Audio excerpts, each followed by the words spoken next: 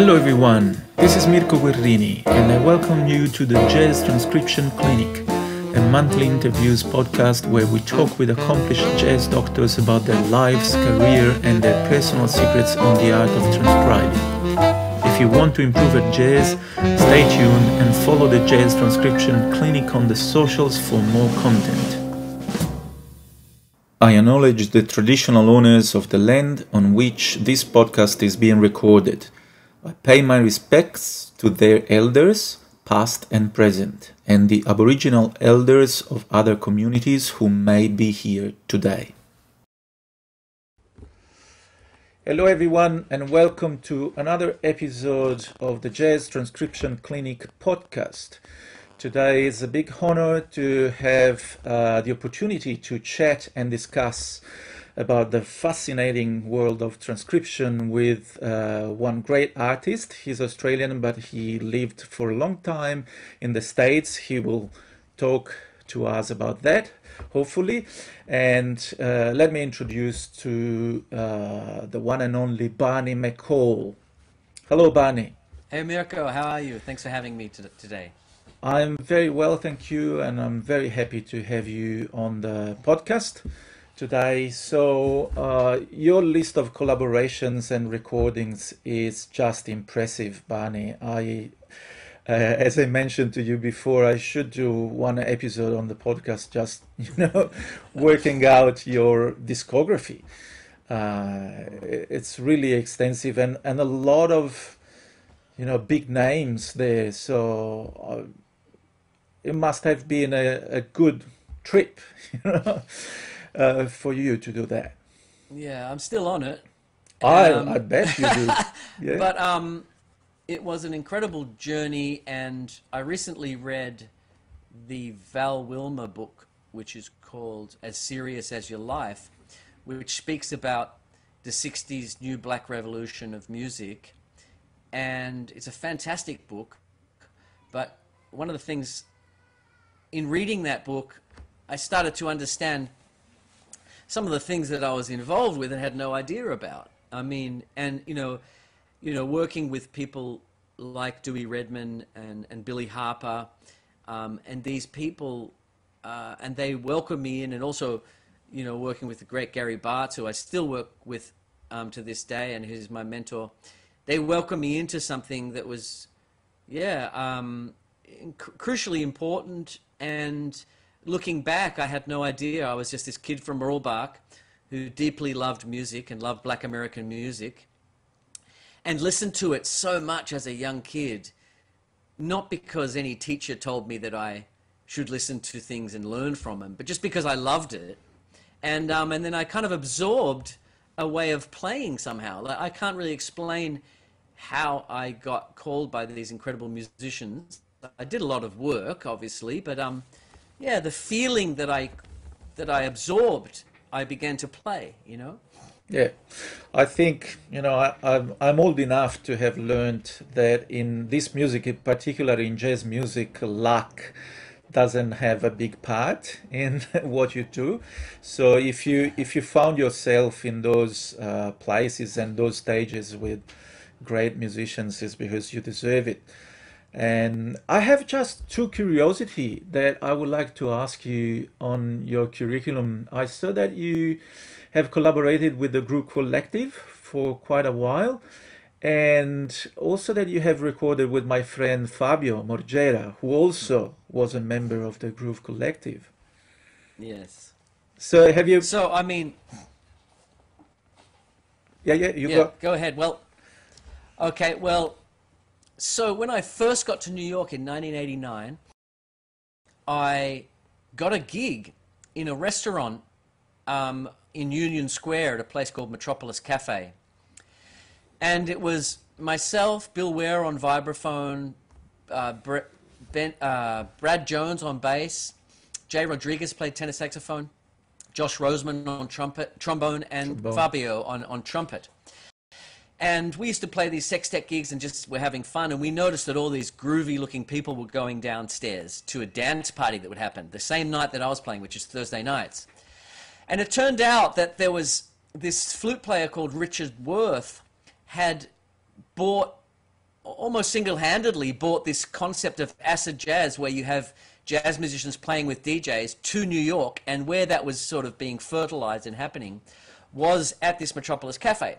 So some of the cats in my band went downstairs and started playing with those guys, which was Ital Shaw, the keyboard player, and Jonathan Marin, Nappy G on percussion.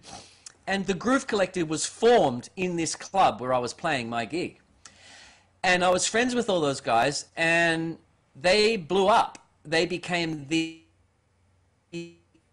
thing, of New York. And a couple of years later, Ital, the keyboard player who was playing downstairs, he wrote a song called Smooth with Santana, which won a Grammy Award, and he blew up. And he just became, really wealthy.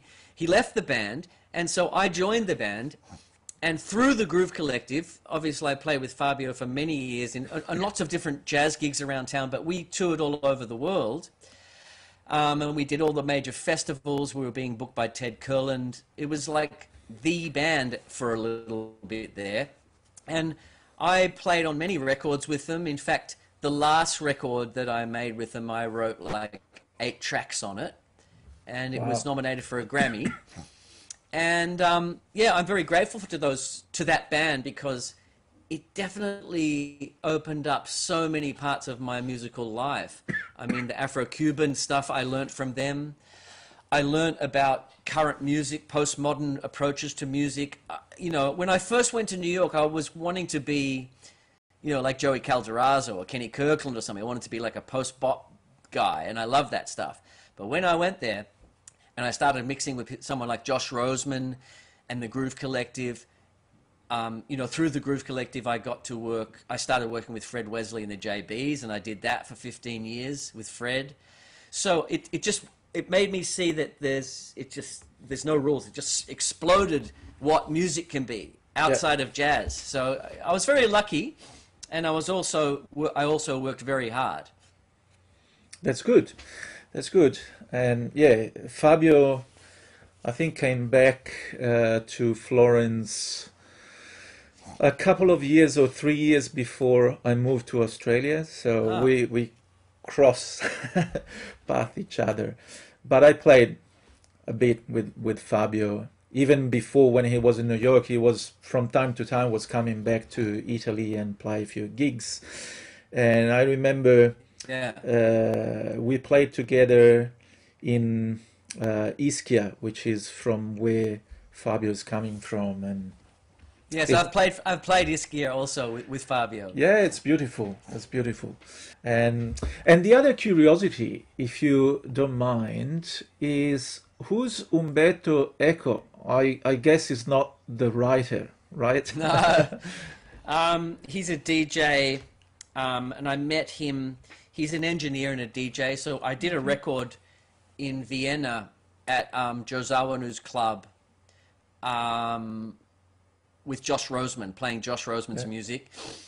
And we did a week there and made this live album, which is called, I think, Treats for the Night Walker. No, maybe it's after that. I forgot what. It's on Enja. Anyway, he was an engineer, and we started hanging out, and he roped me into some recordings. So when I would be in Europe, I'd do some sessions for him. So that's how I know him, and he's based in Munich.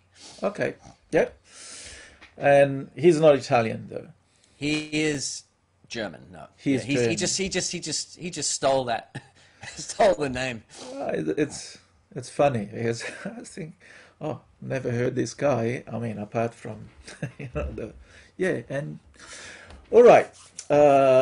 So yeah, for all the listeners, of course, I will post Barney's links, and he has a very good website with all the informations there, so you can go and scroll down the discography and go to listen to the stuff. But the podcast is about transcriptions, so I would certainly dive immediately into the topic.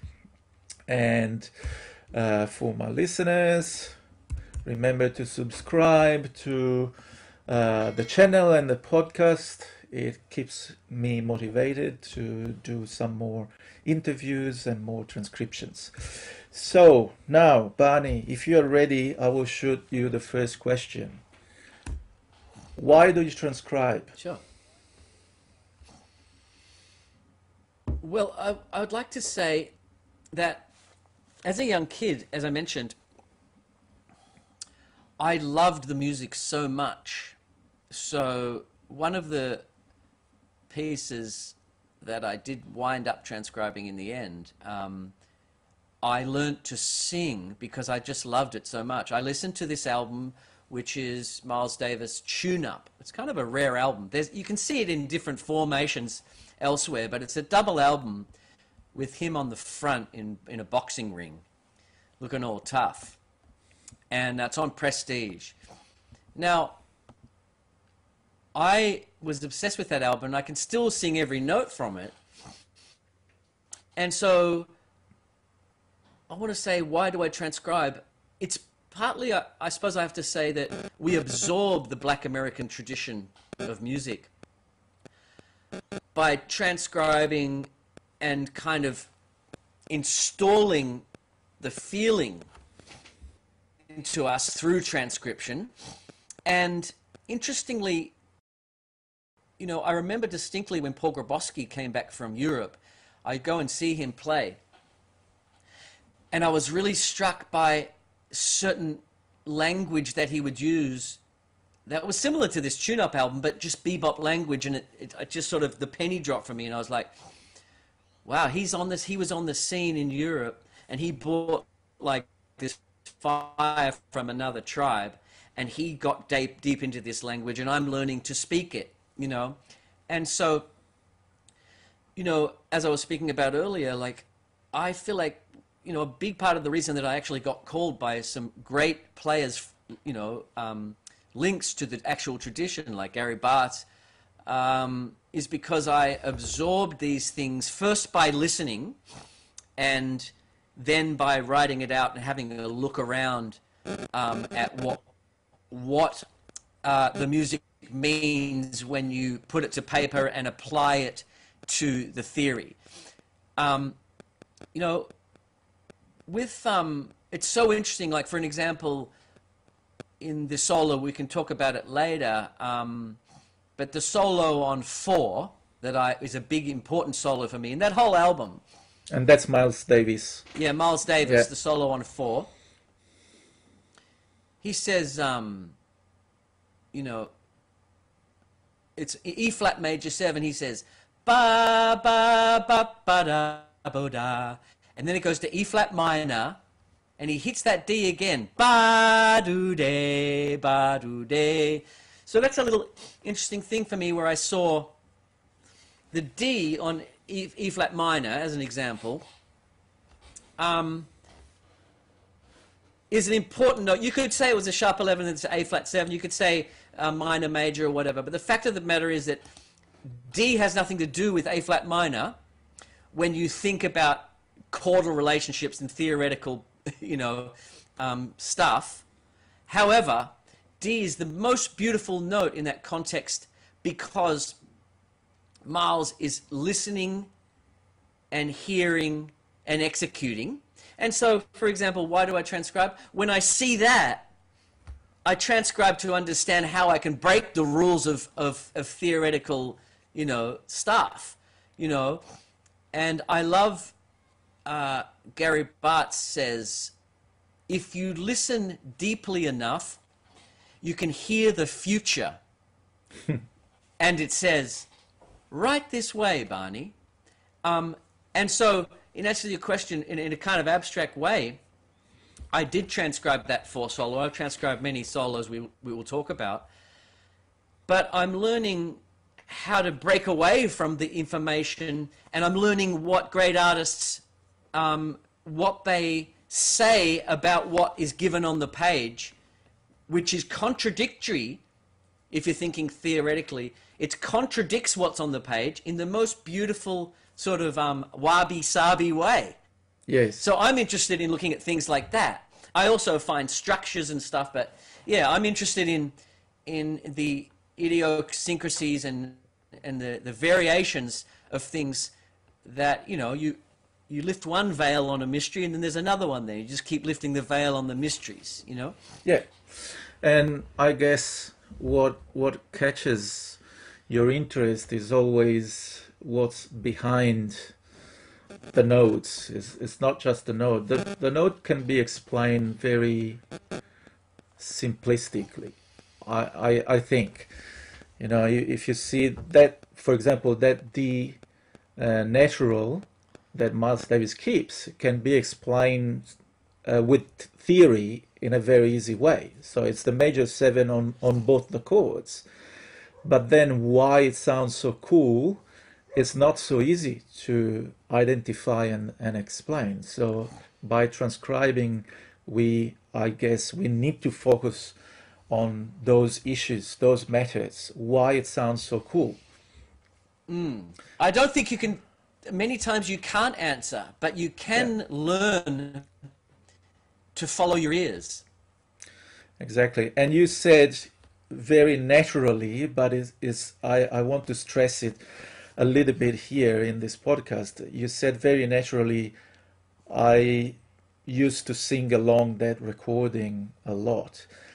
And for you, it might sound natural, but sometimes, when you teach young students to do so, they look at you like if you're asking them to fly to the moon, right? While it's a very natural way to learn a new language, to learn to speak. It's just to try and use your sound first with your voice, which doesn't imply certain, I don't know, fingering on the piano or certain articulation on the saxophone, etc., etc. But if you use your voice, you can certainly try to repeat the same sound that you hear.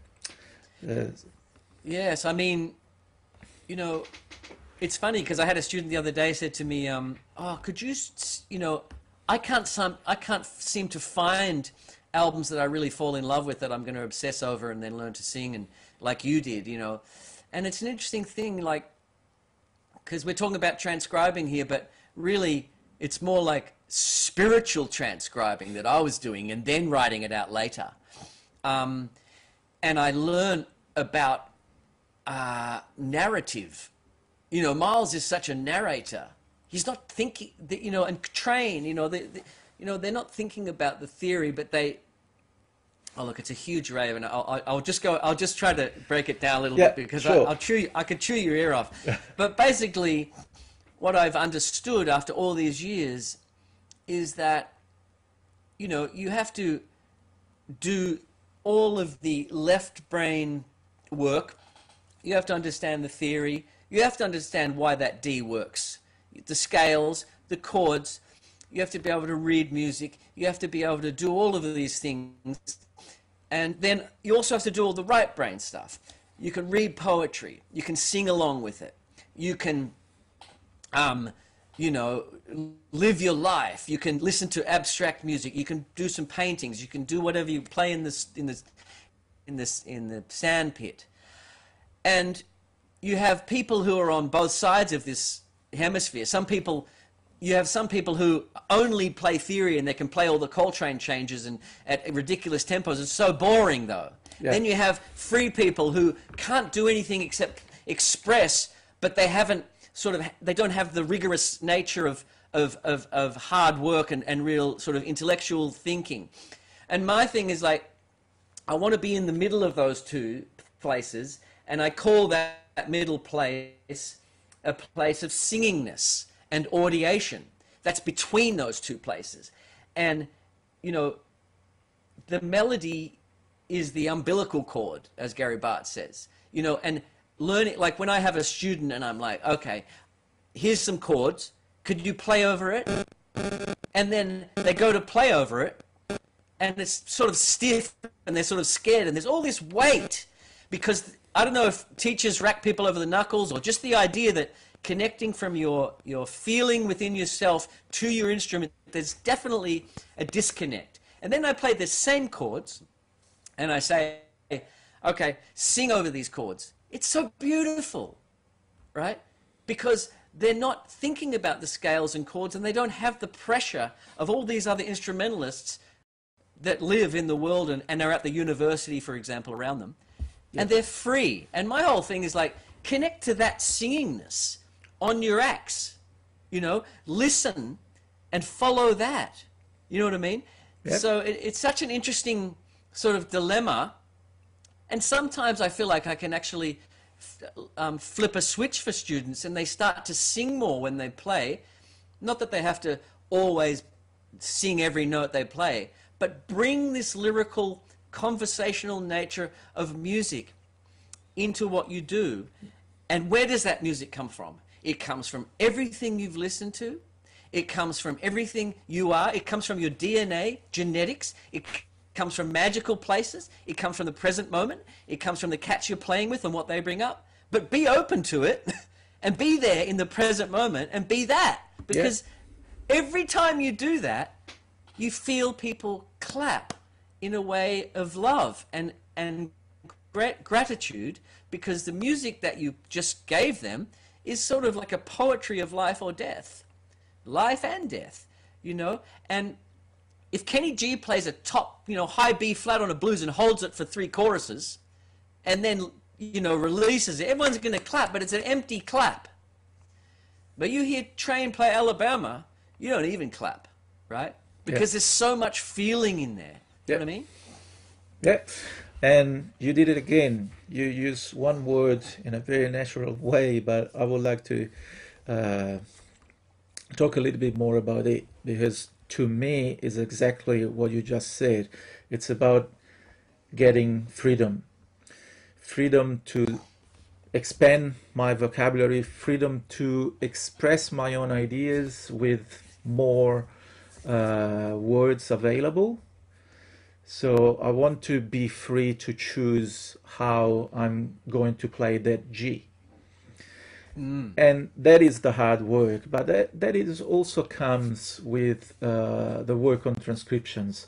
I remember clearly that I was still very young, so we are talking about 300 years ago, but a good friend lent me Fish Out of Water, Chas Lloyd recording, and I never heard Chas Lloyd before. That was the first time, and I was mesmerized by his sound, which I know that, for example, in the States is not much appreciated. You know, maybe now a bit more, but till 30 years ago, Chas Lloyd was considered, you know, not a great jazz player. But this is another thing. But anyway, so I started spending a lot of time experimenting with my embouchure on the saxophone, and then I finally, I don't think I got there, but I got close enough for me to put that color on my palette. So to me, the chase is all there. I hear something and I want to have the freedom to choose whether I want to use it or not. I want to have that option. And if the answer is yes, I have to be able to do it. That's right. So even sometimes with students, we talk about, you know, those things like a circular breathing. And they say, but is it, you know, useful? Is it necessary? And I say, no, it's not. I barely use it. But I wanted to know, because I want to have that freedom. I want to have that feeling that if I think is required there, I know how to do it. Yes, definitely. So I know how to, you know, express my internal feelings in a more accurate way.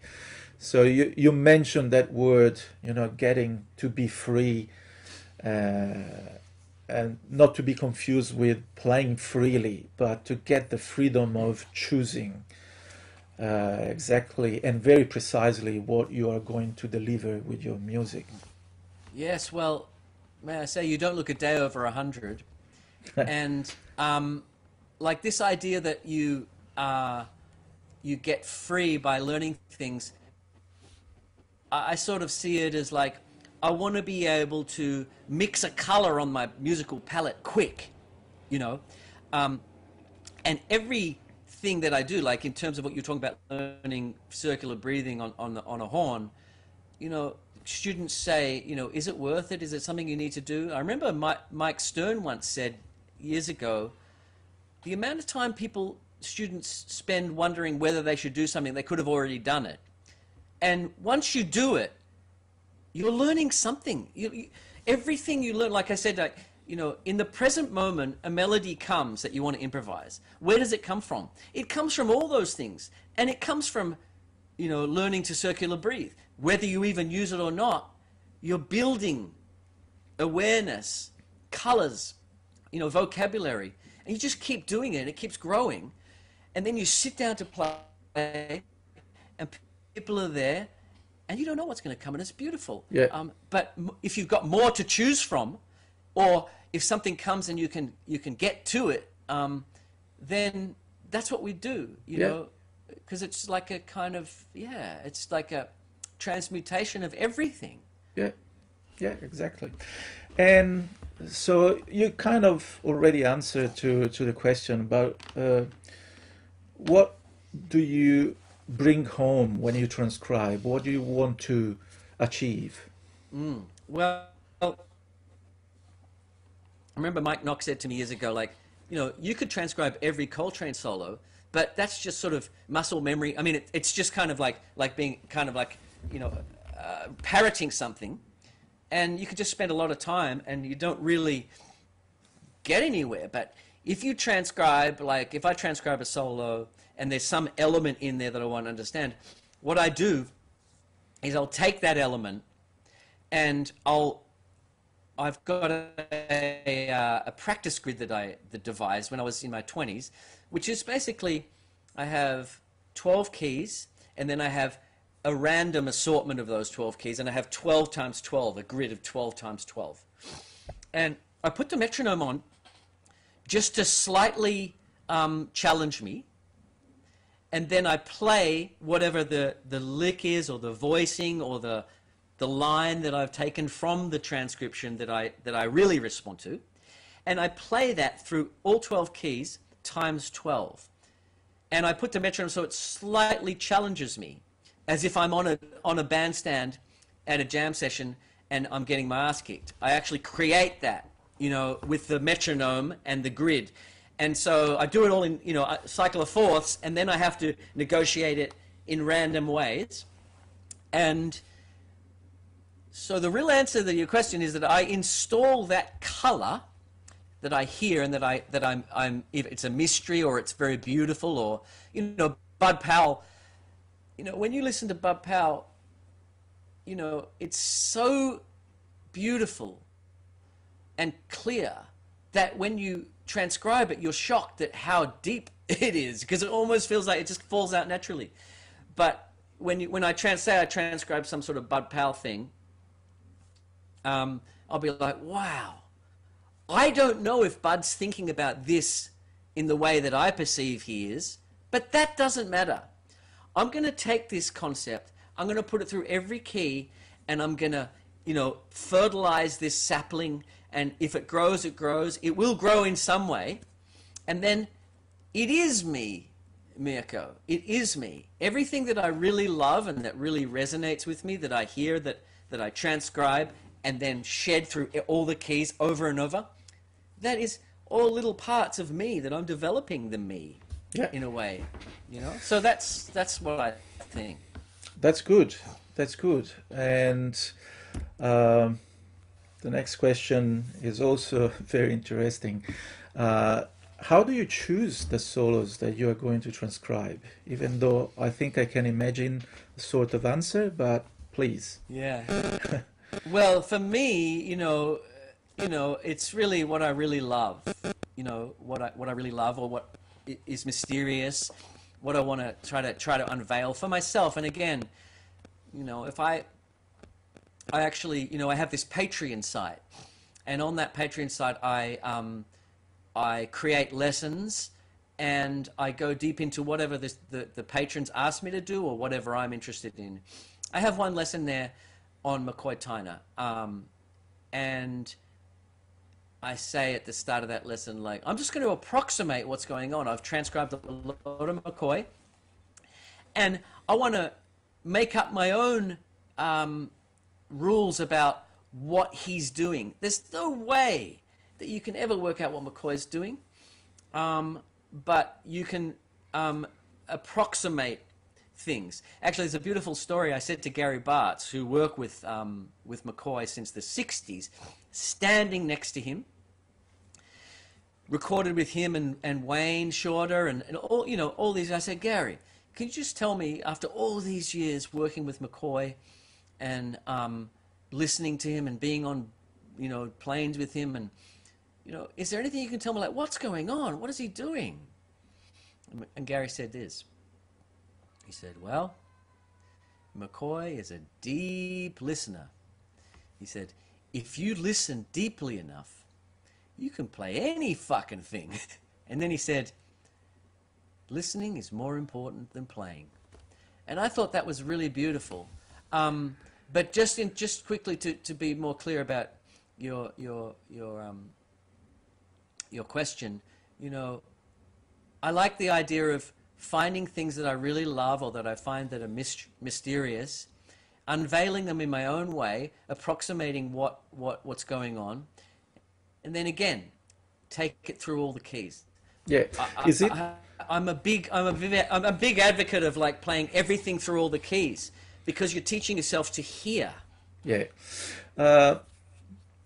More specifically, is it something that catches your ears when you listen to a track, or is it just the context that you are working on, or something that you think it will improve ideas? I don't know, for example, if you are composing a piece and you start to listen to some specific music and then you start transcribing it. Is that a trigger that makes you feeling, oh, I want to transcribe this? It's all those things, and it's interesting, you know, like, you've done quite a lot of these podcasts, you've asked a lot of people, and I'm not sure how many answers are different. Maybe there are a lot of different answers, and all those things come into play. It's a searching, and it may be that when I'm searching, I find some sort of device, and then I write a whole suite from it. It may be that I just want to sound a bit more slick with my bebop chromatic playing. So go to Bud Powell and you can get everything you ever desired, or Brecker, or, you know. It may be that I'm just listening while I'm doing the dishes, and, you know, Mulgrew Miller plays something and I'm just like, what the hell was that, you know? Or, like, you know, trying to unveil the Art Tatum cluster voicings. Like, there's a version of Danny Boy which is absurd, and I mean, I have no idea, but I have, through Art Tatum, for example, through trying to understand some of those colors, I've come to the understanding of, you know, diminished on dominant and all the clusters of diminished. And yeah, so it's just a searching for all those things, and it's just a way to try to understand more, and to try to absorb things into your own playing. And as I said before, if something strikes me and it really resonates with me, then that is me, I believe. And I install it into the hard drive of myself through taking it through the keys, and it seems to have worked. And I've done this with, you know, gospel colors that I really love. I've learned Afro-Cuban piano styles and the clusters in there. You know, if I listened to Scriabin for 6 months and then went to write something, I might sound a little bit like Scriabin. Yeah, of course. Of course, this is what we do. You know, usually we play what we like, and if we hear something that we like, we want to hear ourselves playing that line. And there are so many, you know, connections with the next questions that I'm going to ask you. But the next one will be, what is your methodology? Do you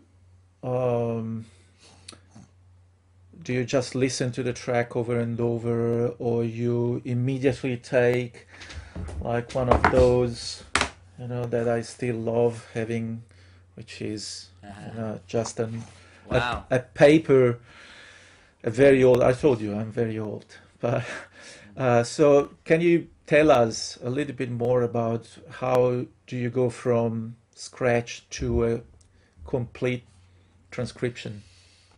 Well, what I have done in the past when I was much younger and there weren't software available, there wasn't software available. Yes, I would first play the song for weeks on end and listen to it and sing it. That's the first thing. And then, it's changed since then. Then I did write it out on hand on manuscript, but I prefer now Sibelius because it means that I can use it to teach my students. It's sort of clear, it forces me to be really clear with it. I suppose handwriting it is the same thing, but you can press play and see what the phrasing is like. Then I'll listen to it until I can sing every note of it, and then I'll type it in to Sibelius or play it in bit by bit, and then I'll try to learn to play it. Like most recent one I did was Just Friends, Charlie Parker, with strings. Yeah. And I was playing in. I went to Brazil out of the blue with Gary Bartz, and when I got there, he said, "Let's, Just Friends, let's do it because I've been learning this transcription." And Gary's in his 80s, and he's a bird devotee, and it was so gorgeous to hear that and to hear him play it. So then we were like, "Oh, maybe we should play it together on the gig." So then I started learning it, and the other part of the answer is that I must slow it down first too. That technology didn't exist when I was in my 20s, but so I slow it down and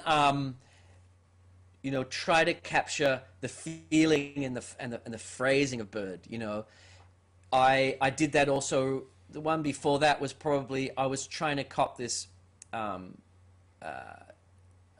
James Booker solo, James Booker piece, and talk about mystery, man. I mean, very deep player. So I slowed it down and played along with that sort of feeling, like that laid back heroin funk feeling that he has, and tried to, capture that. And then I remember Chick Corea saying, this is a beauty. He said, because he actually transcribed everything he could find by Horace Silver. And he said, I would transcribe a solo, play it with Horace, and then turn Horace off, play it, and ask, why doesn't it sound as good as Horace? Why doesn't it? And, in America, I remember a lot of people like Benny Green and stuff, they'll talk about like, I'm absorbing this Chick Corea record, or I'm absorbing this Oscar Peterson record, and they would basically transcribe the whole album and take it in, that. So, yeah. Yeah. Now that's good. And so do you also learn it and sing back, or you just did it occasionally, or you still do it? I always sing it, and I haven't done it for a while, and it was really inspiring to see Bart still doing it, and what I did get from that, and when I played Just Friends, I could see some superimposed colors that Bird was using, and I could see the foundation of further extensions that that Train would do, or and these are all these sort of concepts are all pre Ornette, because Ornette changed the whole landscape. It was like improvised chords, and it was like this freedom that happened. But before then, still in the structural sense of superimposition, I could still glean stuff from Bird, and I do find as I get older, if I do happen to transcribe something, I can glean so much more from what, you know, the great master has done. And when I was younger, I couldn't, and that's because I've just had so much more experience in seeing what things can mean and what the layers of them can be, you know. Yeah, yeah, I understand. It's beautiful that by singing we can also um, get closer to the idea of the phrase. And for me as a saxophone player is even better because I'm forced to understand anything around the breathing. So there will be phrases that even if you want to sing back, if you don't breathe properly, you won't be able to do it. So you learn also to prepare that phrase in order to have it.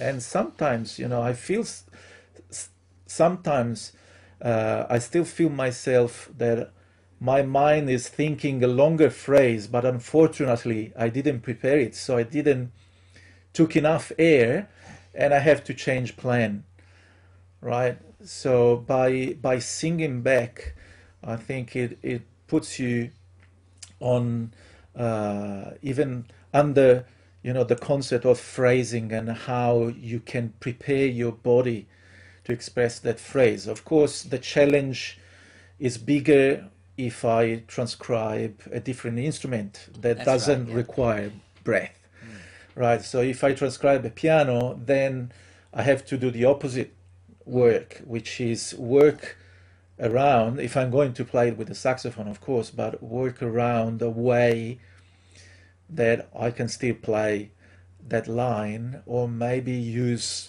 one ghost note and take it off, you know, and insert a breath there.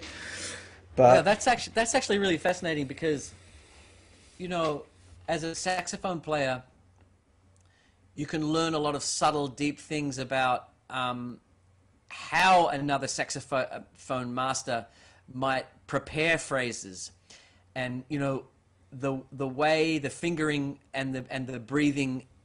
There can be innovative ways to do that, I imagine, and you're absorbing those things unconsciously every time you practice, every time you transcribe a saxophone player. You can. It's like if I you know, like when I was playing Just Friends, I was slurring the notes like bird, you know, and really trying to get it's so beautiful, the phrasing, if you really try to get into the intricacies of the phrasing. yeah, And so I'm learning certain breathing saxophone like things through doing that, you know. Yeah, it's and you can understand a little bit more, you know, how a player thinks and conceives the phrasing. One of the last transcriptions I made on my channel was Cannonball Adderley on Hopin' John. Hopin' John is a very fast blues that he plays on the MSC album with the quintet with his brother. It's a very, you know, bop blues, very fast, and Cannonball plays two choruses where he starts the phrasing on bar 1 and terminates at the end of bar 12. So he plays one entire chorus without break. And so this tells me that you need to breathe, you know, properly, otherwise you can't do it because there's no room to do it. But it also tells me how relaxed Cannonball was. Yeah. And I can guess a little bit better the setup, the amount of pressure, because it has an impact. For example, if you use a reed that is too strong, you know, you can't do it because it requires more pressure, requires more air. So you get a lot of information that are not strictly related to the theory but Yeah. are strictly related to the expression, to how those lines and phrases are applied. And he does it twice. You know, the next chorus, he does it as well. One long line. And I did a bit of work on that solo by slowing down a lot, like to 40%. And I can hear exactly the tonguing. at that point. So I also put slurs Wow. on my transcriptions, and I try to understand, because his timing is so gorgeous, that sometimes you think, how is it possible that he used swing articulation on all those eight notes? And he doesn't, in fact. He's very smart and picks, the right places where to Ah. place the tonguing, and the rest is done by dynamics. So you're going, to discover a lot of things that, but I believe for piano must be the same, because um, when you ask yourself, okay, I got the notes, I got the rhythm, but how was it played? What was Mm. the fingering used Yeah. here? And it does change, and also the touch, of course, that you mentioned before the word magic, but there is magic to me in the fact that Keith Jarrett and Bill Evans might play on the same piano and they sound completely different. I'm not talking about, Yeah. the note choice, but just the timbre. And that's kind of magic. This is something that you cannot learn on the books, or it's not in the theory, but you can learn a little bit with transcriptions. Yeah, I mean, it's interesting thinking about that distinctiveness. And if you talk about Keith Jarrett and Bill Evans, they both were very deliberate in creating that. How they did it would be different. But if you look at Bill Evans, he's a very systematic player. And I often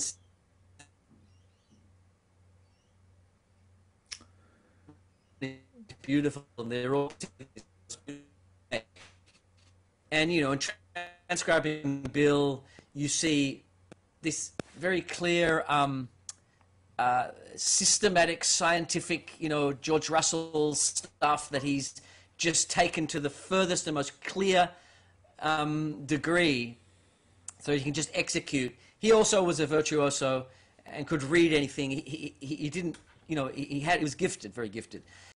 But it's very systematic, but I love it so much. And it's systematic, but it's almost so much feeling that it just makes you want to cry. Yeah. Keith Jarrett is unorthodox and very much more in the present moment. And I've spoken to Keith Jarrett because he actually came to a gig of mine, and I got to actually speak to him. And he told me many, many things. One of the things he said is, have you ever just let your hands go? He said, if you let your hands go, they'll take you to places that you couldn't dream of, but you can't have those places. You can't quantify those places. They're there and then they're gone. He said, he said, so many amazing things. He said, in terms of what we're talking about, he said that he was in Europe, and Joe Farrell was sort of bragging that John Coltrane had stole some of his shit. And, and Keith walked up to the group of people that he was talking to, and he said, he might have stolen it, Joe, but he never used it. And he also said that he had a time when he was playing in Europe, and he realized that he could take certain things out of his playing and just stop doing them forever because they weren't him, and they were kind of like corny or whatever. So he was sort of saying that he deliberately was very clear about what he wanted to say, and that he wanted to really listen and play in the present moment. And to me, Keith does sound like that. He sounds like I call it anciently familiar. You know what I mean? Yeah. That reminds me of when Kenny Werner came here in Melbourne and gave a couple of workshops at Monash Uni. He showed the students a video of the first concert of Vladimir Horowitz once he went back to Russia. And he said exactly what you mentioned and what Jared told you. He said, look at what he does. So you see Horowitz is very emotional. It's the first time, he's back in his home country. And he sits at the piano and he does this, like, those are my hands, and then puts the hand on the piano and starts playing. And Kenny Werner said, if you observe his face, he's just watching his hands doing the job, playing. You know, he's like external. It's like he's not driving his hands. He's just watching that everything is going fine. You know, it's like a supervisor. He's supervising his hands, and it's true. It's fascinating. It's a very fascinating concept. Yeah, it's letting go. But I mean, as I was talking about before, like, you can't just sit down and let go. You have to do all the left brain stuff and all the right brain Of course, stuff as well. And that's what we're talking about. And I believe both Horowitz and Jarrett did it, right? A little bit. Yeah, just a tiny bit. 10 minutes a day. Well, actually, as Keith Jarrett says, oh yeah, I was born focused. You know, when I was born, people say, "Oh, what a focused little baby." You know, Keith's like, you know, if you really, you know, you have to.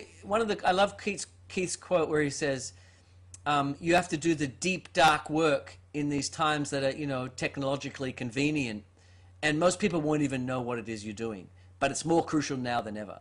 Yeah. You know. Yeah, I do agree.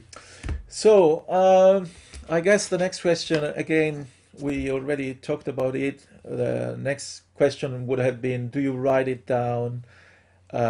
Or if not, why? But you said you write it down even because you want to use it for teaching and to, you know, dig a little bit deep into the mechanic of it. Am I right? Yes. All I mean, I have to say, though, also, you know, I suppose other people have probably said this on your podcast anyway, but you know, if I just type in the name of a song, I can find a transcription of everything now. Yeah. Maybe I'm saving time not to write it out, but just to look at it and learn it from what is already transcribed. I mean, you know, like another one I did half of, which I learned so much from, was Bill Evans' Green Dolphin Street, which is really a manifesto of lock chord and block chord playing in Bill's style. Yeah. And so I listened to it a lot and sort of copped a lot of secrets to block chord playing and lock position, block chord, and drop position. And but when I found a transcription of it, there was a lot missing. It was like there was just the husk of it, you know. And I knew when I listened to Bill the other colors that he would put in. And I'm a big fan of like using the thumb on two notes, and I'm also a big fan of filling out the color, the chordal note, the notes within a chord, and adding those into your voicing to make a kind of richness, as a way to say, you know, Bill's sound was so much richer because he's using his thumb on two notes and he's filling out the chords that he's playing with the scale. But this transcription was just like the chassis of the thing. And I thought, well, there's a reason that you should do it yourself, because sometimes these transcribers, maybe they're just doing it fast, or maybe they don't hear, but you know, there's a lot of mysteries and secrets that are left out. Yes, you know, and absolutely. So my idea is that I can study an already transcribed solo by someone else just for the sake of learning the theory, learning the mechanic of jazz, but I would miss on 80% of it. So if I'm too slow, maybe I just take one chorus, but I can learn so much more. Yeah. And of course, there are sometimes we don't have time. So I have several books of transcriptions myself, and but I get it. And because, you know, as Stravinsky said, when you listen to something, you are already compromising on a pre-existing compromise, which is what the player or the composer heard in his head, and then how he played is already a compromise, and then the listener get another compromise. So what you get in the end can be really far from the original, thinking. And so if you don't transcribe yourself, I think you are going too far. You are, as you said, you just get the frame, which is very sterile, and you don't learn. And in fact, a lot of people that are transcribing a lot or are learning solos from book, and then when they play, they can't put those things into their playing, because they just learn a bunch of notes and rhythms. Basically. There's something else I wanted to talk about also along these lines. Is one of my heroes is Ben Gerstein. He's a trombone player who did live in New York. He's recently moved to California. And I'll send you a link to this. Maybe you can put it in the notes because it's spectacular. Ben is an incredible explorer and artist. He's a virtuoso trombone player, plays with a lot of amazing people, Dan Weiss and Tyshawn Sorey, etc. But he's taught me so much, and one of the videos he has is, and there's so many incredible videos on his YouTube if you get a chance, and they're all exploratory things. He has things like he played Coco, the Coco solo of Charlie Parker backwards. So he transcribed it backwards, played it on video backwards, then reversed the tape so he's playing backwards and Robert's playing forwards. He also transcribed a Stravinsky string piece and applied trombone to every note. It took him months, and he's got the transcription, all the dynamics, all the colors of the instruments that he's sort of approximating with the trombone. Anyway, the one that I found really fascinating for your transcription podcast is that he transcribed a late Coltrane solo, but through dance. And so he's got this thing where he's set these parameters. When Train plays high, he dances high. When he plays low, he dances low.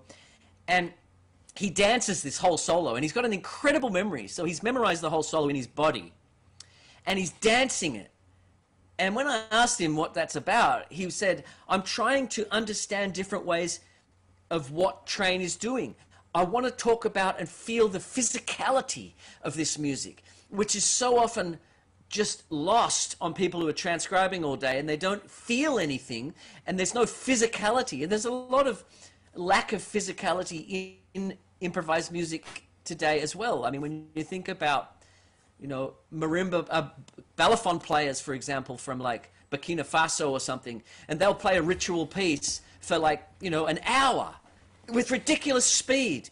And they're so physical, and they're sweating, and the music and color is coming out of them like that. And there's so much sort of, sterilized intellectual music and sterilized intellectual ways of thinking about Train. But this guy, Ben Gerstein, is dancing the solo to feel that as well. He can also play it, but he's dancing it. And I think that's really fascinating in terms of your transcription excavation. Yeah. You remember when at the dawn of YouTube, I remember there was a guy who was mimic Dizzy Gillespie and Charlie Parker solo. You remember that video? No, maybe. It was a guy that was, it was a Bird and Dizzy trading. And he was mimicking, and it was like an argument between two people. Oh, yeah, I remember. I do remember, yeah. That was so well done. And it went to the point, that... And why is that well done? It's well done because it speaks to the conversational nature and the full language of what we do. Yeah. That's why it's well done too, right? And he was delivering a lot of feelings, despite not using words, it's just That's using right. The body in a different way. That's great.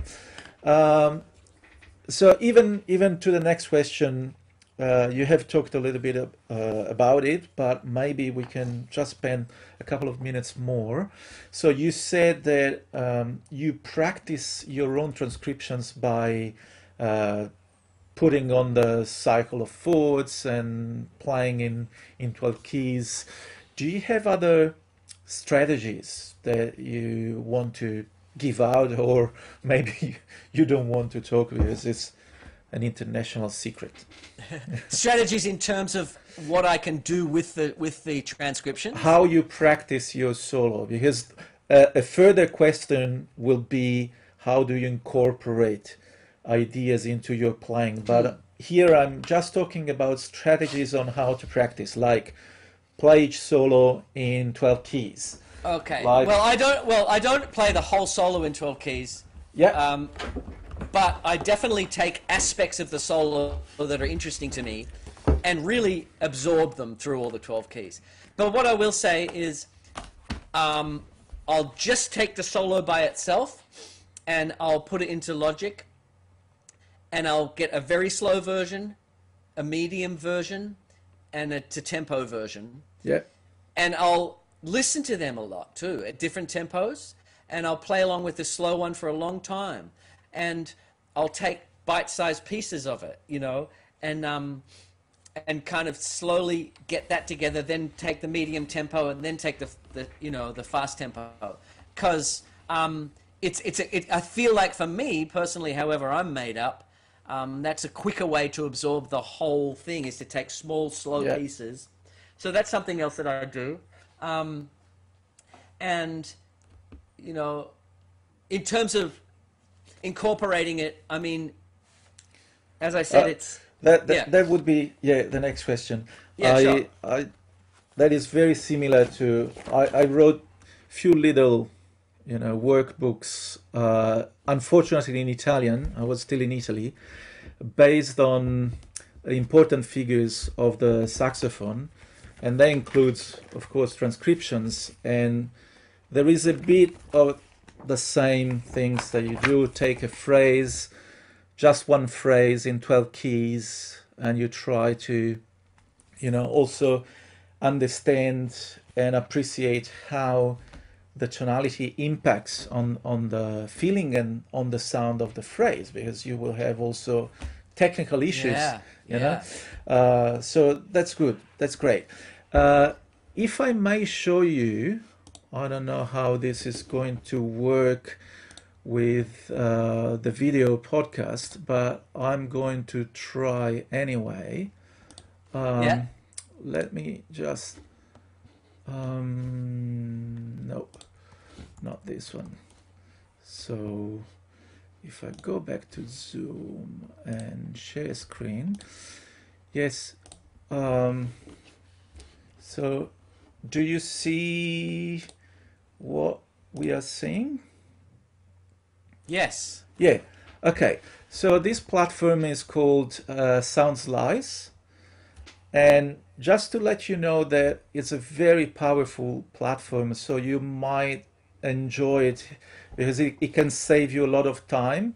Because, for example, you can loop one chorus or the first 16 bars of a solo, and then despite you can slow it down here at the bottom 70%, but you can also practice. There is a function called speed training, so you decide an initial speed and then a final speed, increase speed by, I don't know, 10%. Each speed plays twice.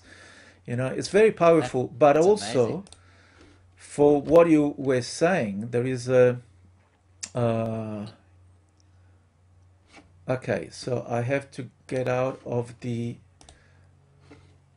edit, and I can simply transpose it like that. Wow.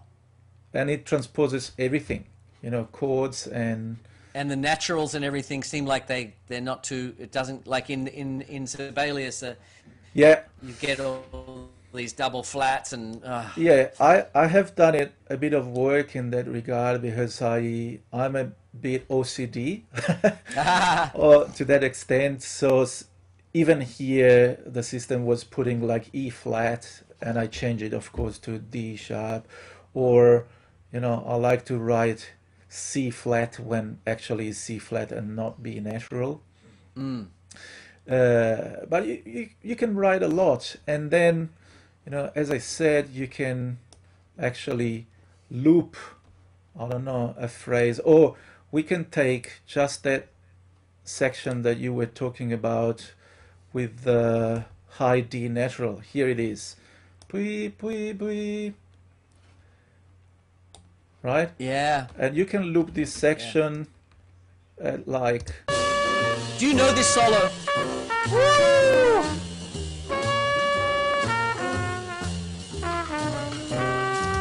And another thing Wow. I love here is, D, B flat, G, and then D, B flat, G flat. Oh, it's gorgeous. Back to G natural here. So there is also a harmonic relation. Yeah. Do you know this solo? Is this one you're familiar with? I just became familiar because I transcribed it yesterday, once you mentioned. Wow, that was quick. Well, Well, yeah, I mean, it's there's a not- lot of beautiful things in it. Yeah. It's not It's not that hard. that hard. Another thing I notice, and I love it so much, is the use of the E natural here and then further down. So he plays here like sharp 11 and Ba da da da ba da da da da da ba do it da ba da da Yeah. ba ba da ba do da do it. Yeah, it's gorgeous, right? sharp 11 and flat 9, right? And it sounds like he's going to C minor almost, right? That could be a line played in C minor, and he does it again towards the end, exactly the same concept. It's kind of But- an altered thing that he's doing there, or Yeah, but here he's going towards C minor, even though it doesn't resolve to C minor. But this E Yes, natural, I love so much this E natural. Yeah, because what's going on there is, the way I see it, is this is a perfect example of audiation and singingness, where he's he studied at everything, but he's really listening, and he's expressing as opposed to dumping the data of appropriate notes as per theory. He's listening, and in a very split second, he's expressing. It's like, McCoy Tyner deeply listening, and McCoy talks about this kind of unconscious thing. Like, there's no way that he can actually think to make these incredible, sheets of sound. Yeah, But you can, if you really listen, you can, I feel like, sing. And then you and I look at this and make assumptions about the theoretical possibilities, or we use the theoretical possibilities to express our love for what he's done because it's unorthodox and it's different. But the fact of the matter is, it's like a steam train of present moment expression, and it's Miles's personality so much, these phrases. and you have to learn the sound of it. So I will probably make one episode around this solo now that I'm learning it. Other things that you notice immediately is that when the chords are going to like a deceptive cadence, he used to play a very similar phrase, which is the melody, right? Yeah. Ti do do, and then again here Yes, ti yeah, ti do yes. do do do do, and then again in this Yes. here ti do do, and then again here ti do do ti, and then let's look at the second chorus. Here it is ti do do. So those things, when the kids that we teach, they tell you, oh, but I don't want to repeat myself. I say, Well, Mate. can I speak? I'd love to speak about this because Yeah. I love that you've transcribed this solo. That's incredible. Thank you so much, because it is a very important solo to me. Very important. It almost was my bridge to understanding improvised music. So, one of the things that I've learned through Gary, he has a whole book of aphorisms. And one of them is, for example, remembering chords puts a wall up in front of your ears. That's number one. So number two, he talks about, you know, the melody is the umbilical cord, and if you cut it, then you're lost. And if you listen to Miles, Train, especially Monk, they are playing off the melody. Of course, you know, yes. And if you're not playing off the melody, and if you're just dumping your data onto chords, then every solo sounds the same, and you're not honoring the DNA of the composer, you know. And so Absolutely. when you outline these things here, what Miles is doing, from what I can gather, is he's honoring the melody. It's not a device so that he can navigate that F sharp minor to B.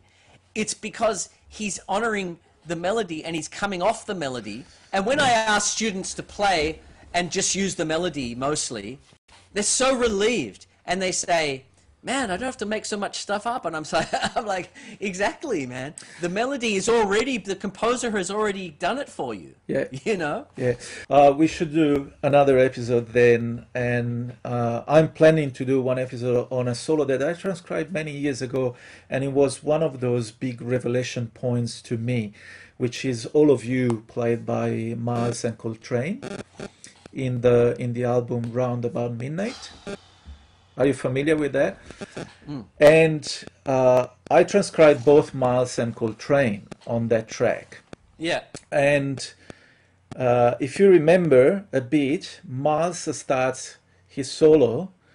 Do, do, do, do, ba, do, ba, do, do, do, ba, di, ba, do, do, di, ba, do, do. And the melody is di, da, da, da, da, da. Yeah. So Miles is playing di, da, da, da. Yeah. And then Coltrane comes with one of those fire up breaks. Yeah.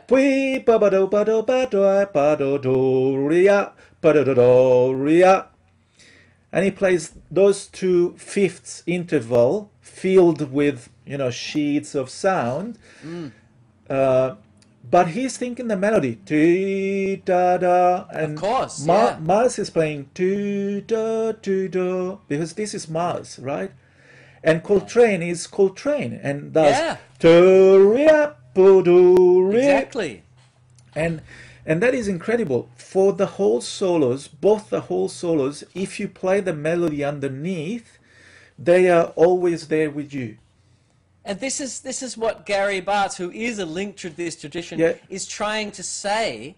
And I'm going to ask you a question now, and it's kind of abstract, but one of the aphorisms that Gary has is this, and I want you to see what you think of this. His aphorism is, some notes are so strong, they make the other notes say, wow, we could sound like that. Yeah, that's good. That's good. Yes. Yes, but it's funny that we spend a lot of time, you know, learning a lot of stuff that have nothing to do with all those things, and then you go to analyze what they do, and they basically play around the melody. And what is more, they don't give up being themselves. That's right. So the melody and their individual flavor is what they're doing, and melody notes tell you what the harmony is and where it's going. And if you melody notes are so much stronger. Yes, we have to know the chords, but if you connect to the melody, it's like this most beautiful prism that the composer has said this is what it needs to be, especially with those old songs that we're talking about. And I think, you know, many people are kind of afraid to listen because of music paper, because of theory. And this is the saddest thing. And this is why when I teach at the universities, especially ensembles, and you've got some kids who think they're hot shots, and you've got some kids who are shy, and I'm like, okay, everyone, play Happy Birthday off the note F sharp. Very few people can do it. Yeah. Okay? And I said to Gary, how do I teach these kids? You know, when I came back to Australia after being in the States, actually on the bandstand playing, how do I teach them? He said, ask them what their favorite song is, and then ask them to play it in another key. Then you've already showed them, they can't hear, okay? So all my students come and play Donna Lee off every note that I say, all right? And you can do it slow if you like. I'm not interested in acrobatics or you doing it fast. I want you to be able to audiate. You hear it and you put it on your axe. And then why is there a disconnect? Because no one's focusing enough, I think, on you know, being able to sing and hear. And why is it that so many teachers can't even do it? You know, and it's like, this is it. Sing it, play it, be able to recognize it and put it on your axe. Yeah. So I have a question for you, Barney. And the question is, are you doing that thing of the like invisible piano? Because I'm doing a lot with my student playing the invisible saxophone. Okay. Because especially with the I believe with the piano is even worse because you have also the visual component. Yes. That we as saxophone player, at least we don't see our fingers. But for us, the trick is that every single note has one exclusive key, you know, that you strike. And that is very easy to become a digital player. Someone that I tell you to play the note B, and you know that you have to press this finger on the saxophone. Yeah, but you don't hear it. You don't hear it. You just know where it is. Yes. So I start doing with my students playing the invisible saxophone. So I give you a note, pa, which is, let's assume is G. I don't have perfect pitch, but let's assume is G on the saxophone. And then I say, play the scale. Ba ba ba ba ba ba ba ba ba do do do di do do. Okay, yeah. And sometimes I also do it with the piano.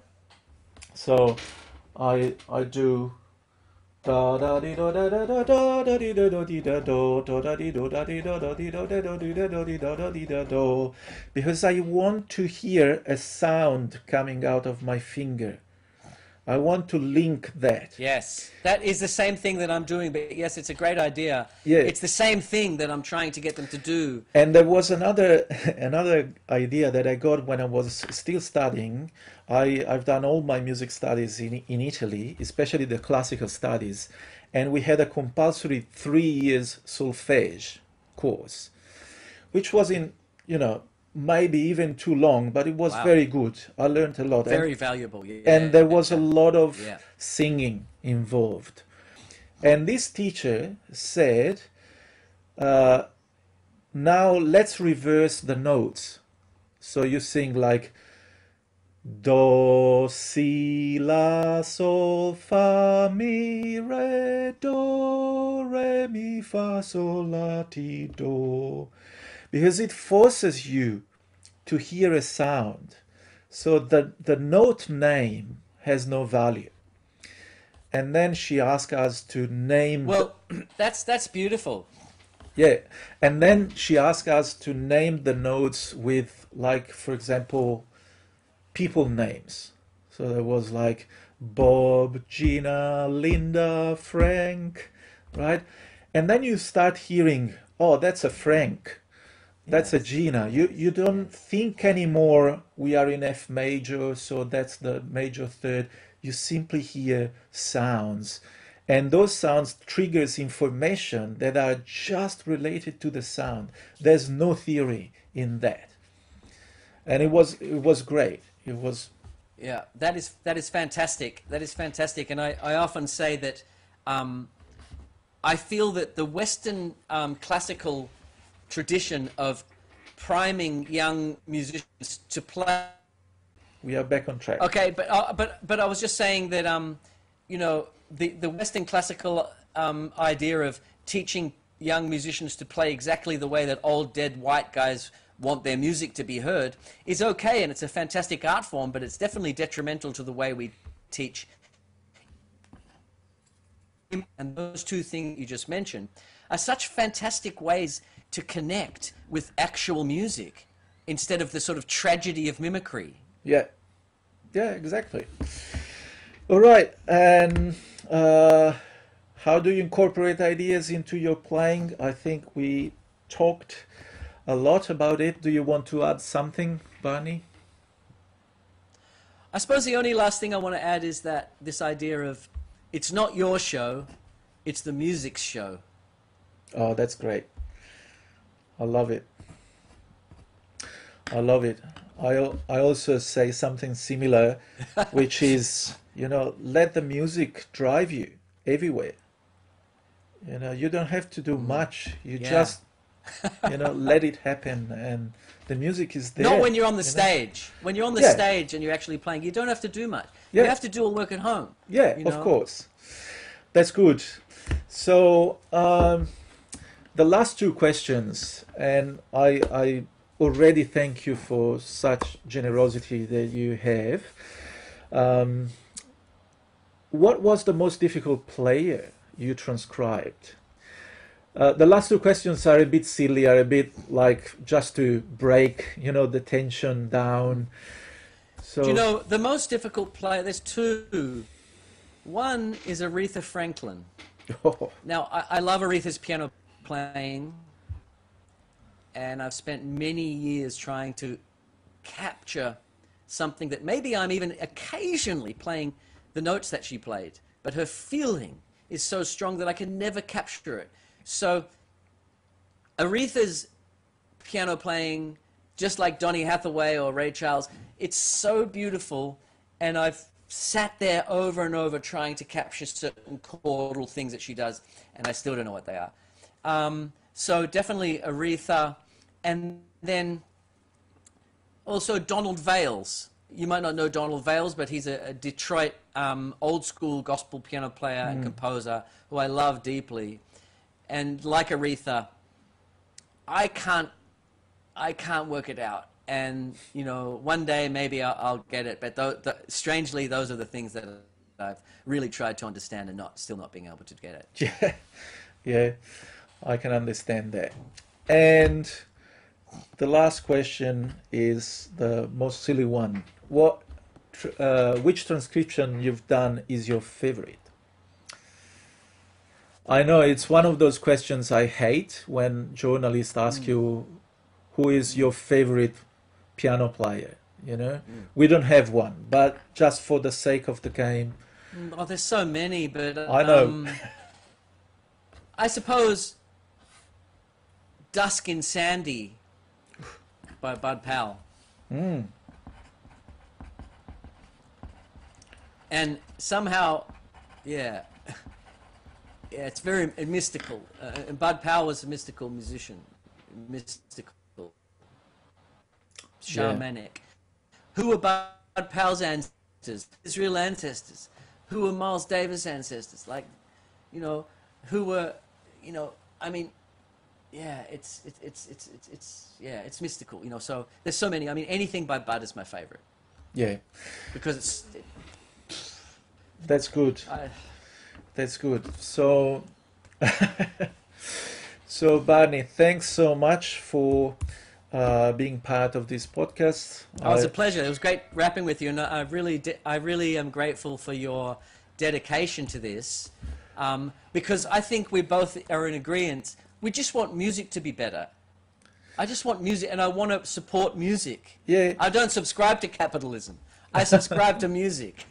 Yeah, and to me it was just a way to try to understand myself why it has become so difficult to teach the students that the best way to learn this music is to transcribe a lot, or I would say one of the best ways out of the many, but this is definitely essential that you do it. And I found out in recent years, last 5-8 years, that has become more difficult and difficult.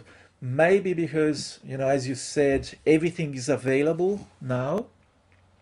So you think, oh, I can learn it. It's there. But they are missing the point. So the whole idea of the podcast is that, first of all, it's something I really enjoy doing. And sometimes I want to share my happiness of discovering that thing, that D natural that you mentioned in Miles. I want to share it with others that can appreciate and tell them how beautiful is to have those tools there available for us, still teaching. I mean, they are all dead, but they are still teaching us a lot. And Yes. so I thought Yes. maybe if I start chatting with people who have done a lot and really understand the value of it, maybe we can bring the young, players on our side a bit more, and put them to do it and let them enjoy and have those moments of, eureka Well, moments where, just quickly, I mean, the phone is destroying focus for young people. And my students say, oh, I've had no time this week. And I say, okay, let's look at your screen usage. Let's delete Instagram and YouTube. And, we might sound like some old fogies here, but the fact is it's a beautiful, beautiful pursuit. And it takes focus and deep work. And the outcome fights evil. And the outcome of music itself, it is a very, it's crucial. And no one talks about it. No one really is telling that. But it's an empty. If you're musically inclined, and you don't do this focused work, it's an empty, hard place to be. So I hope that this podcast will inspire people to do that work. That there's nothing. You don't get anything in return except for the sun rays of music. There's no money in it. no, definitely not. But But there's no money in poetry, and there's no poetry in money, I would be happy to buy you a drink and have another chat on it. No, I have received my reward. The questions are my reward. All right. I thank you, and thanks again. I'm pretty sure our listeners will be pleased of this episode. It's a pleasure. Once again, the great one and only Barney McAll. Thank you. Thank you, Mirko. Thanks so much. See you next time. See you then. Bye.